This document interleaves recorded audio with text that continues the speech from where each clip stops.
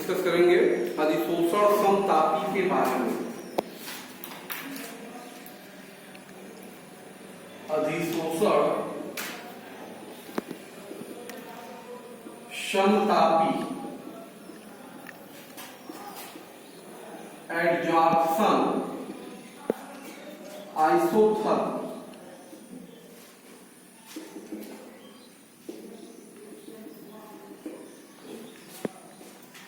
देखिए एक्चुअली में होता क्या है, समतापी का मतलब बेटा स्थिर ताप पर अगर कोई संबंध निकालते हैं उसी को समतापी।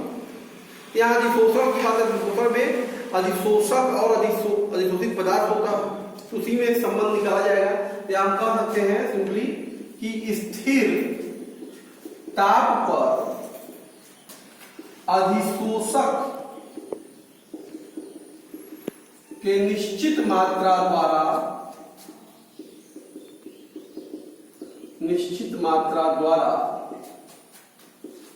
अधिशोषित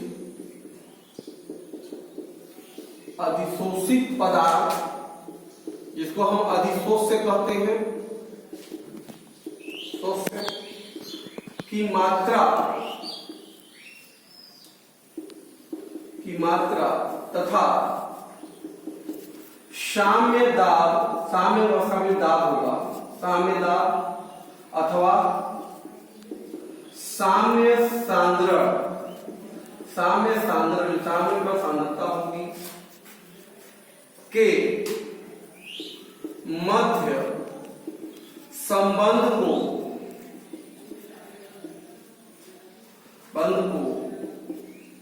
अधिशोषण समतापी कहते हैं।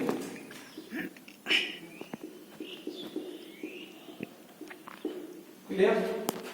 तो क्या है अधिशोषण होता है भाई कि स्थिर ताप पर अधिशोषण के निश्चित मात्रा द्वारा, अधिशोषक का जो निश्चित मात्रा द्वारा है पर द्वारा अधिशोषित, उस पर अधिशोषित जो हुआ उस मात्रा में तथा जो साम्य अवस्था में उसका दाब है अथवा सांद्रण है, सांद्रता है, में जो संबंध होगा उसी संबंध को हम अधिशोषण समतापी कहते हैं।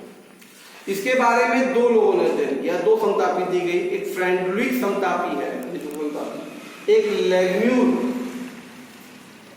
अधिशोषण समतापी है। अधिशोषण समतापी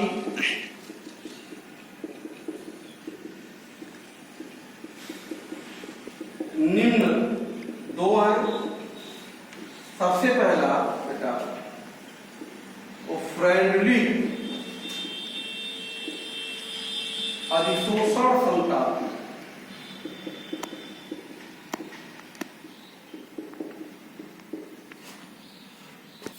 तो बेटा फ्रेंडली समतापी ध्यान दीजिए क्या है एक्चुअल में, स्थिर ताप पर इकाई द्रव्यमान के अधिशोषक, इकाई द्रव्यमान के अधिशोषक पृष्ठ द्वारा या अधिशोषक पृष्ठ द्वारा अधिशोषित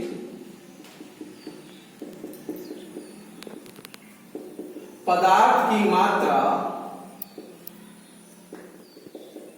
तथा साम्य दाब के मध्य संबंध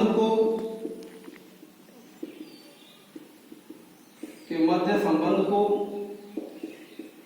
एक समीकरण द्वारा व्यक्त किया गया, एक समीकरण द्वारा व्यक्त किया गया। वास्तव में स्थिर ताप पर द्रव्यमान, इकाई द्रव्यमान का अधिशोषित पृष्ठ है, उस पर अधिशोषित पदार्थ की मात्रा तथा साम्य पे जो दाब है गैस का ना, गैस के दाब के मध्य संबंध को एक समीकरण के द्वारा व्यक्त किया गया, जिसे हम लोग क्या कहेंगे, फ्रेंडलिक समतापी कहते हैं, अधिशोषण समतापी कहते हैं, अधिशोषण समतापी कहते हैं। देखिए समीकरण एक्चुअली है क्या अधिशोषण समतापी, ये समीकरण यह है x by m equal to k p के पावर 1 बाई m। यही संबंध जो है हमारा, ये समीकरण एक जो है आप देख रहे हैं, समीकरण एक ही फ्रेंडली अधिशोषण समतापी एक बात समझ में आ रहा। यहां ये यक्स और यम आप देख रहे हैं क्या है, यहां यम द्रव्यमान के अधिशोषक पर अधिशोषित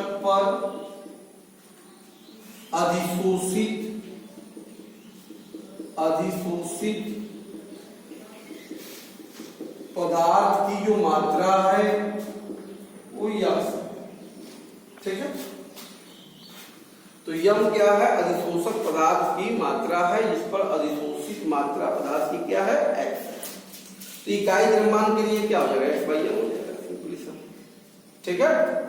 इकाई द्रव्यमान में कितना हुआ, और ये संबंध उसके दाब, यहाँ P साम्य दाब है, साम्य पर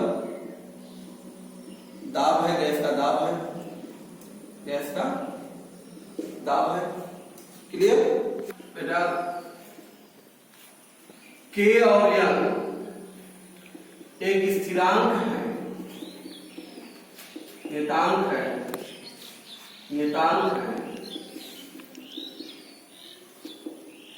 जिसका मान K का मान, N का मान बेटा अधिशोषक के पृष्ठ की प्रकृति, अधिशोष्य की प्रकृति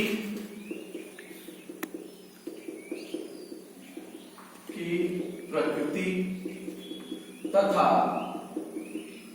ताप पर निर्भर करती है।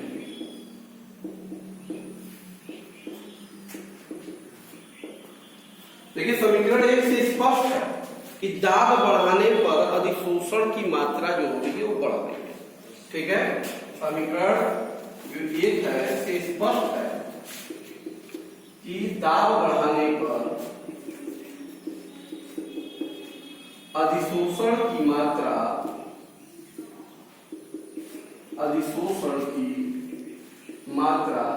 बढ़ती है। ये लैग्यूज इक्वेशन बता रहा, लैग्यूज समतापी बता रहा। अगर ग्राफ खींच दिया जाए फ्रेंडलिक्स अधिशोषण समतापी के लिए, फ्रेंडलिक अधिशोषण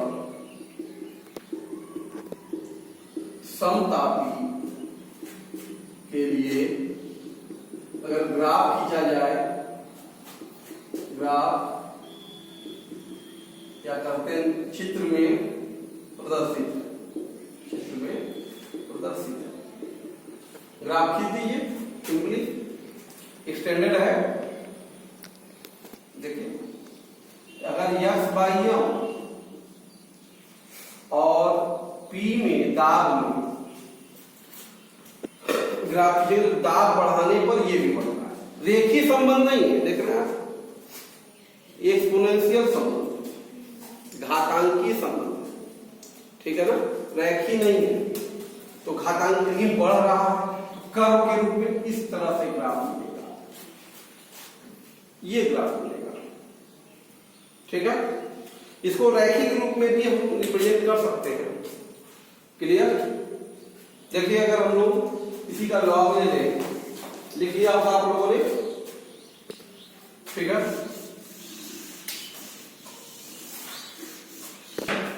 ये समीकरण एक का दोनों बच्चों का लॉग लेने पर क्या डायरेक्ट लिखते हैं, क्या समीकरण से लॉग ले लिया। ये देखो लॉग x बाई m बराबर लॉग k इंटू पी के 1 पावर m, कि log x by m equal to log k plus 1 by n log p। ये भी लैग्यूल समतापी का ही लघुगुणक के रूप में है, घातांक के रूप में। बात समझिए, ये समीकरण तो भी लैग्यूल समतापी का ही फॉर्म, बस एक हमने इसको किसमें कन्वर्ट किया, लॉगरिथम में चेंज कर दिया, लॉग के रूप में चेंज कर दिया गया। क्लियर है? अच्छा, यहां से अगर ग्राफ खींच दिया जाए, ग्राफ खींच दिया जाए यहां से, तो समीकरण 2 से ग्राफ चित्र में प्रदर्शित है। यहां देखिए लघुगुणक में रेखीय वृद्धि, मतलब आरोसाम में डाल के लघुगुणक का को अगर बढ़ाएंगे तो लघुगुणक के रूप में रेखीय अधिशोषण की मात्रा में लघुगुणक के रूप में रेखीय वृद्धि होगी। देखिए y, ये m, ये x, ये c, y बराबर mx प्लस c निकल जाए, सरल रेखा था। तो यहाँ पे अगर हम ग्राफ ड्रॉ कर दें, यहाँ पे ले लें log x by m और यहाँ ले लें log, तो ये क्या होगा, y बराबर mx प्लस c जैसा है। तो ये y को काटता हुआ एक रेखा जाएगा, ये संबंध मिलेगा, ये रेखा बनेगी। यहाँ पे ये अंतःखंड जो होगा, ये अंतःखंड log k को बता देगा। देखिए यहाँ पे नियतांक का मान निकल जाता है ग्राफ खींचने से। ये k और n कहाँ से मिले, कैसे मिलेंगे, ये ग्राफ से मिलेंगे। जब ग्राफ इसके लॉगरिथम में वैल्यू में हम निकालते हैं, जो इंटरसेप्ट आता है, जितनी दूरी से काट रहा है वो लंबाई क्या है, लॉग के मतलब k की वैल्यू मिल जाएगी। और इसका जो स्लोप होगा, इस रेखा की स्लोप, इसकी प्रवणता वो क्या होगी भाई, 1/n। तो ये था हमारा फ्रेंडलिक समता। क्लियर है बेटा? देखिए ये जो अधिशोषण है फ्रेंडलिक, ये जो संबंध है बेटा, ये गैस का ठोस के सतह पर अधिशोषण के लिए फ्रेंडलिक समता की बात की हमने। तो ये जरूरी नहीं है, देखिए कि अधिशोषण में ठोस, अधिशोषण में ठोस अधिशोषक पर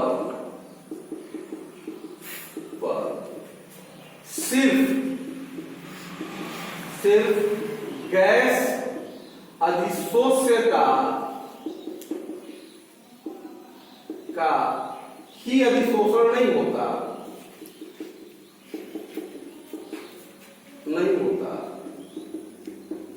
बल्कि विलयन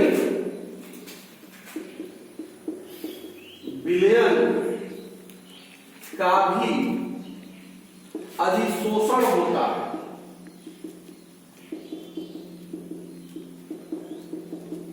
तो ठोस पेपर समझिए कि गैस ही अधिशोषित हो सकती है, ठोस अधिशोषण के बीच में।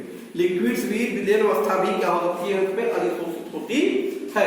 बात में होता क्या है, जब विलयन में ठोस अधिशोषक लाया जाता है तो विलयन से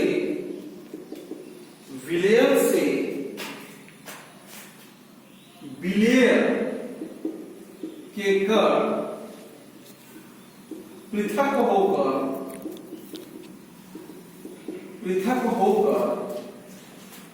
अधिशोषक के पृष्ठ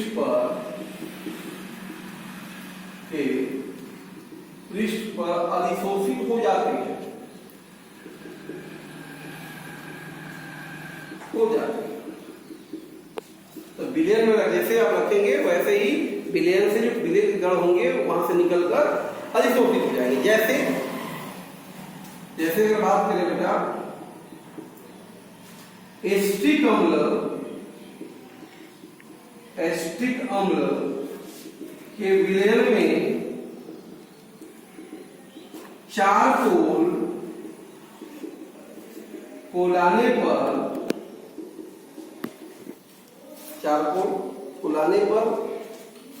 विलयन विलयन से एसिटिक अम्ल के कण चारकोल पर अधिशोषित होने लगते हैं, जिससे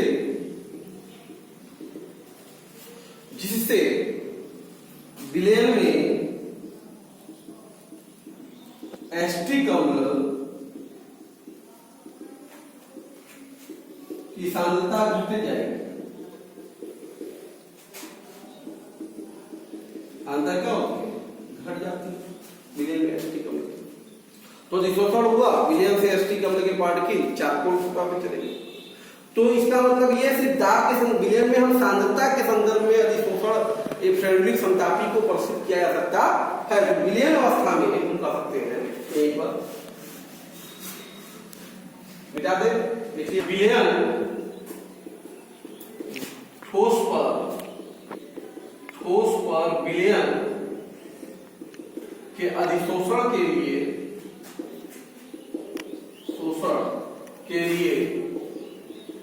फ्रेंडली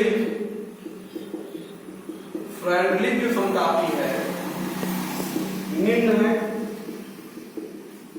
बाई क्या हो जाएगा? यक्स बाई यम बराबर के, वहां बी के पावर 1 बाई एम होगा, तो क्या हो जाएगा? ये सांद्रता सी के पावर 1 बाई एम।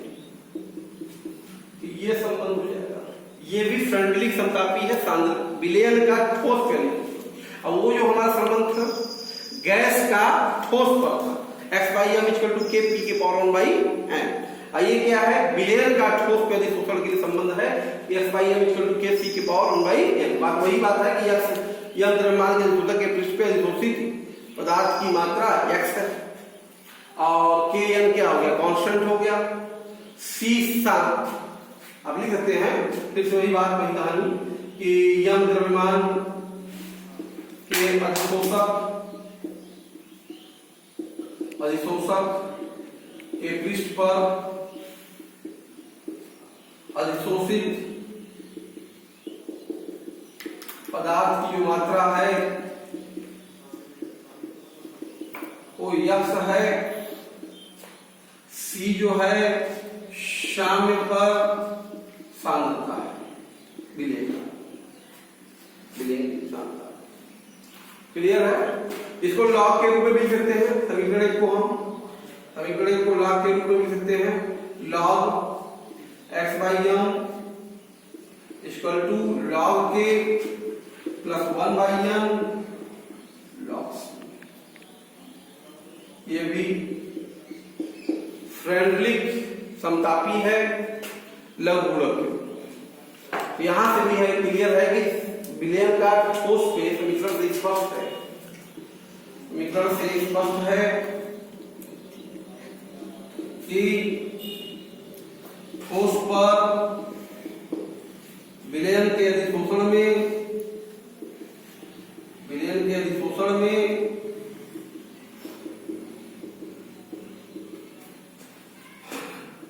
साम्य पर सांद्रता बढ़ाने से अधिशोषण की मात्रा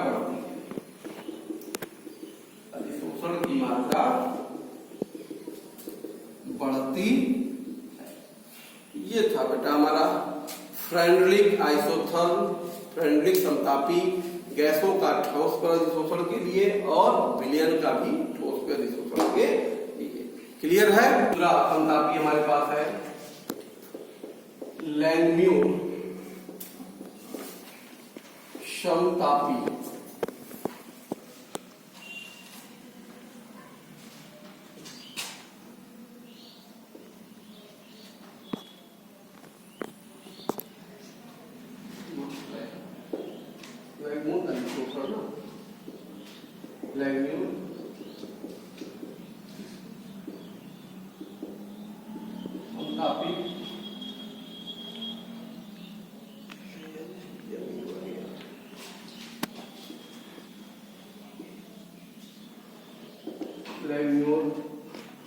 एडजॉर्प्शन आइसोथर्म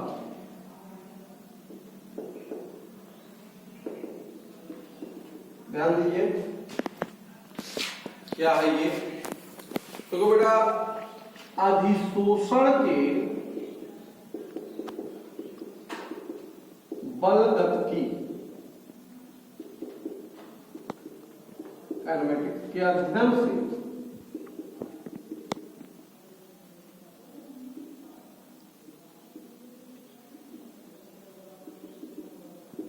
ज्ञात हुआ कि जो अधिशोषण समतापी है ये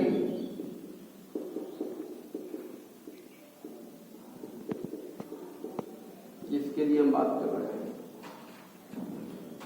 या तो शून्य कोटि की अभिक्रिया या प्रभाजी कोटि का प्रक्रम है। अधिशोषण के काइनेमेटिक्स से स्टडी से पाया गया कि जो अधिशोषण समतापी है वो एक्चुअल में तो जीरो ऑर्डर का होगा या तो फ्रैक्शनल ऑर्डर का पाया जाए। इसके बारे में, इस बलगति के बारे में अधिशोषण के बलगति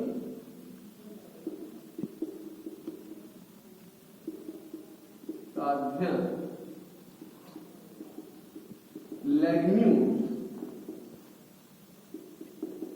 लैग्म्यूर द्वारा किया गया तथा उन्होंने एक समीकरण प्रतिपादित किया जिसे लैंग्म्यूर अधिशोषण समतापी कहते हैं।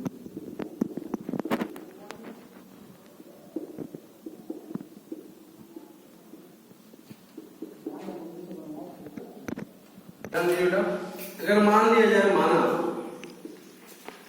स्थिर ताप पर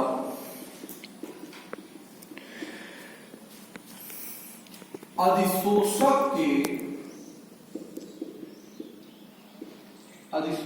के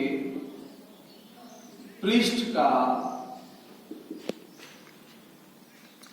थीटा प्रभाज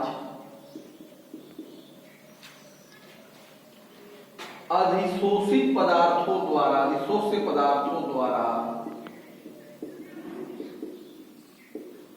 अधिशोषित है।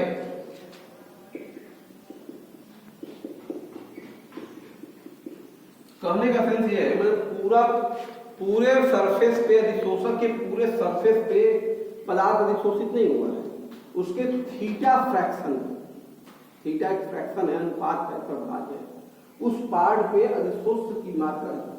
अच्छा, अगर मान लो विशोषण कराते हुए हैं, विशोषण की घटना हुई, जब वाष्पन को मिला के, विशोषण हटाना मतलब क्या, वाष्पन है ना हुआ।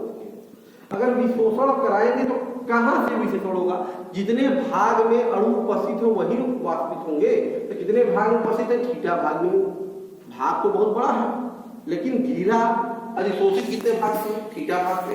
इसका मतलब यह हुआ कि विशोषण मतलब वाष्पन सिर्फ अधिशोषित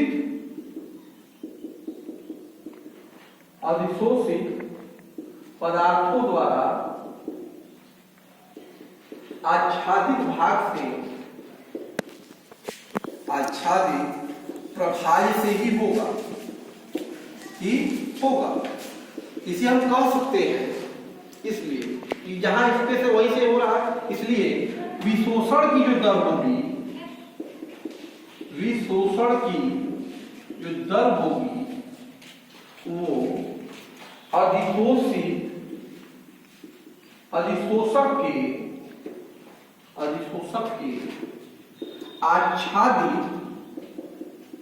आच्छादित प्रभाज के समानुपाती होगा।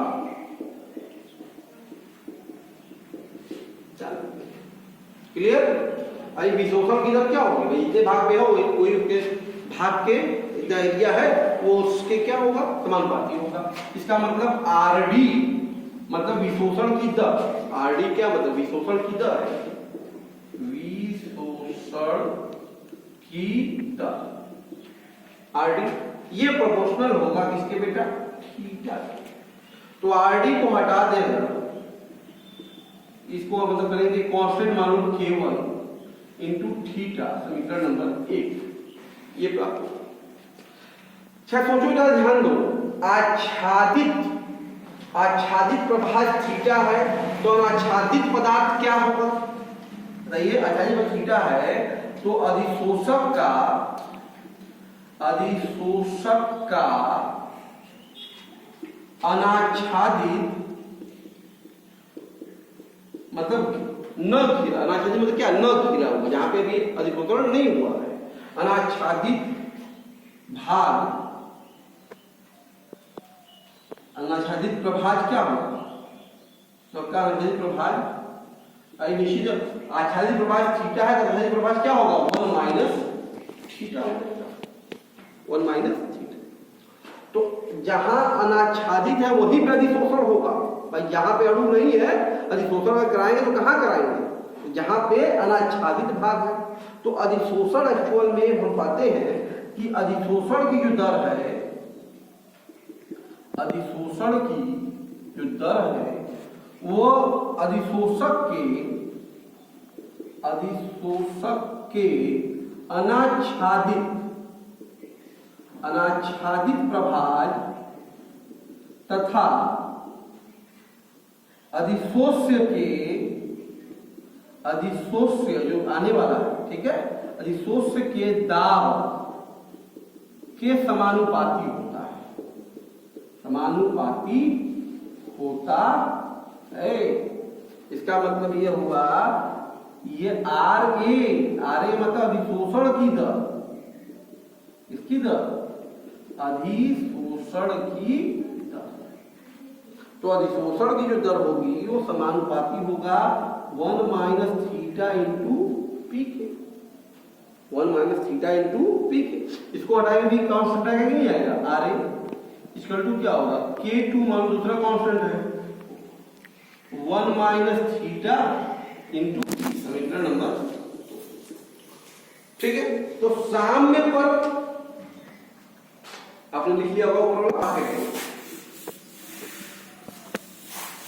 क्या, तो साम्य पर क्या होगा, अधिशोषण और विशोषण की दर बराबर हो जाएगी, मतलब आरडी जो होगा वो क्या हो जाएगा, आरए हो जाएगा, आरडी जो हो जाएगा वो आरए हो जाएगा।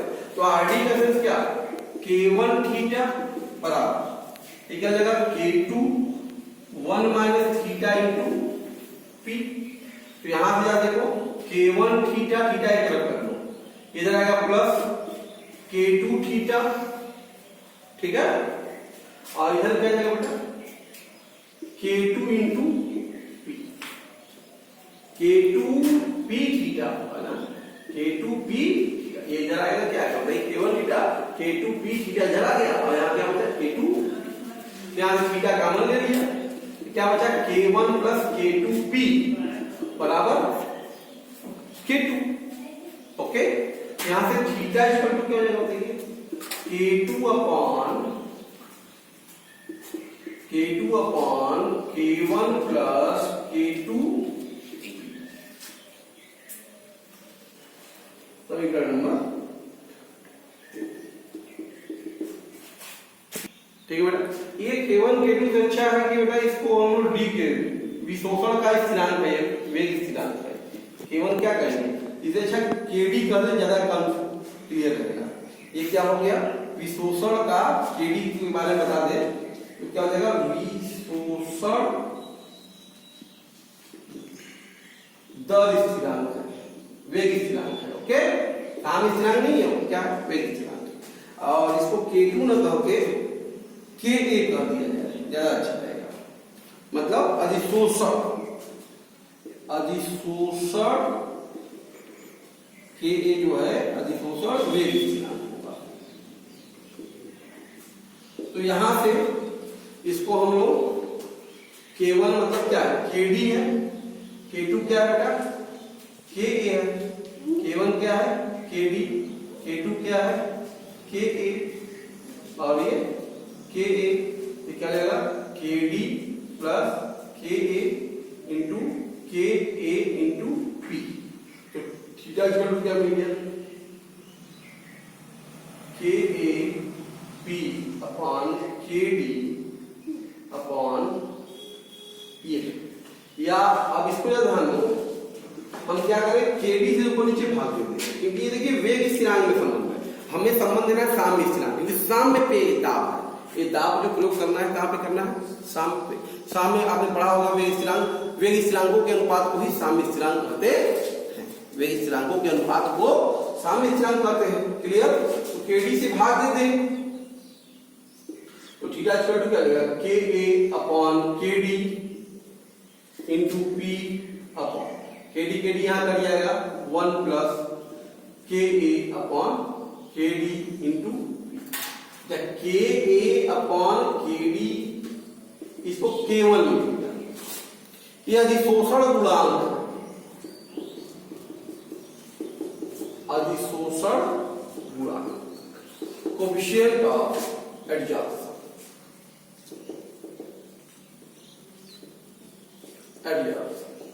तो ये हमारा जो थीटा मिला वो आ गया K1P अपॉन 1 प्लस K1, ये समीकरण जो आपके सामने आया 3, ठीक है, ये समीकरण हमारा क्या कहलाएगा, समीकरण 3 ही बेटा क्या है, ये लैम्यूर,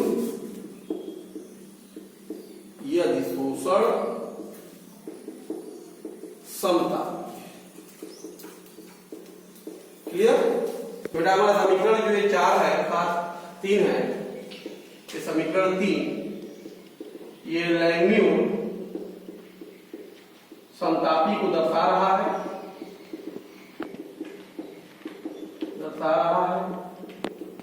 जिसका ग्राफीय निरूपण अगर हम खींचे, ग्राफीय निरूपण निम्न है, देखिए ग्राफिकल रिप्रेजेंटेशन अगर किया जाए थीटा और P में, बेटा कुछ इस तरह से देखने को मिलेगा,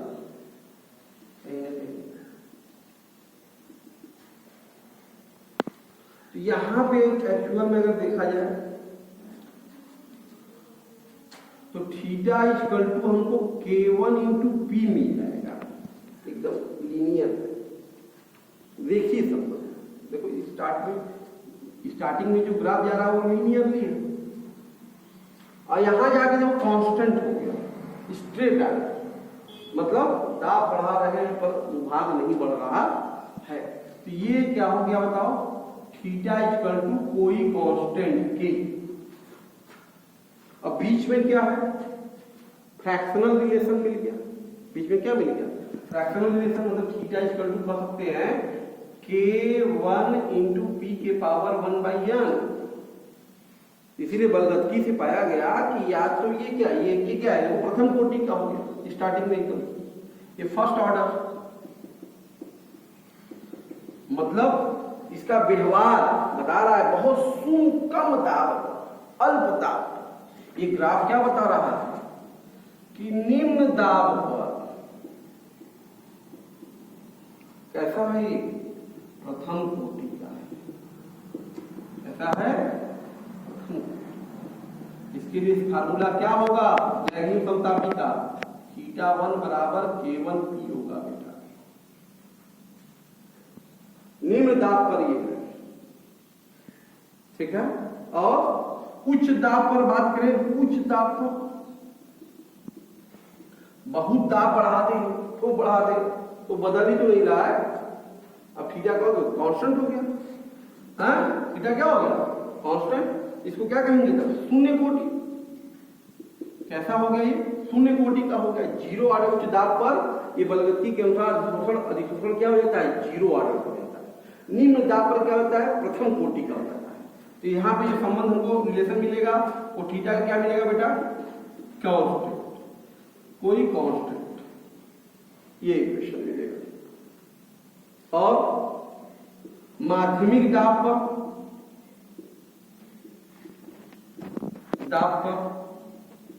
प्रभाज कोटि है, क्या है ये, प्रभाज कोटि, तो यही तो theta equal to k p के पावर 1/n, यही है, क्या है ये, फ्रेंडलिक समतापी।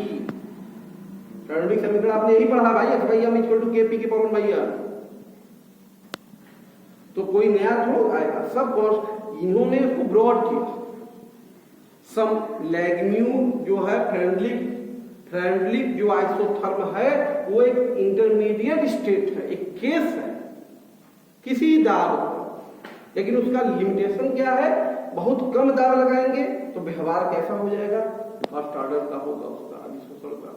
मतलब एकदम कम दाब पर अगर कराएंगे तो जैसे जैसे दाब बढ़ाएंगे वैसे वैसे अधिशोषण का प्रभाव भी बढ़ता जाएगा। और अचानक बहुत दाब बढ़ा देंगे तो अधिशोषण मुक्त, अधिशोषण अब नहीं होने वाला है। लेकिन सामान्य दाब पर क्या होगा, प्रभाजी रिलेशन हो गया। यही तो, ये कौन सा इक्वेशन है भाई, याद करिए, ये तो फ्रेंडलिक समीकरण है, फ्रेंडलिक समतापी। तो आप देख रहे हैं कि सामान्य दाब पर लैग्म्यू समतापी जो है वो फ्रेंडलिक समतापी ही है, तो दोनों एक हो गया, इस बात का ये पुष्टिकरण हो गया। क्लियर है बेटा? आज हम आपके सामने डिस्कस कर रहे थे अधिशोषण समतापी के बारे में। इसमें हमने दो तरह के समतापी को देखा, फ्रेंडलिक और लैग्म्यून का ही स्पेशल केस की अवस्था में फ्रेंडलिक समतापी ही है, कोई अलग नहीं है। अच्छा, अधिशोषण ये हमने जाना सीखा प्रकार और समतापियों के बारे में। इसका बहुत सारे उपयोग, अधिशोषण का उपयोग आप अक्सर देखते हैं, आपको लगा होगा रंगकारी जो पदार्थ हैं उनको अलग करने के लिए भी अधिशोषण घटना का प्रयोग करते हैं, गैसों के पृथक्करण के लिए भी अधिशोषण सिद्धांत का प्रयोग किया जाता है, किसी भी यौगिक के निर्धारण में, उसका औद्योगिक स्तर पे निर्माण में अधिशोषण सिद्धांत का प्रयोग, ये कॉन्सेप्ट हर जगह लगता है। बात समझ में आ रहा है?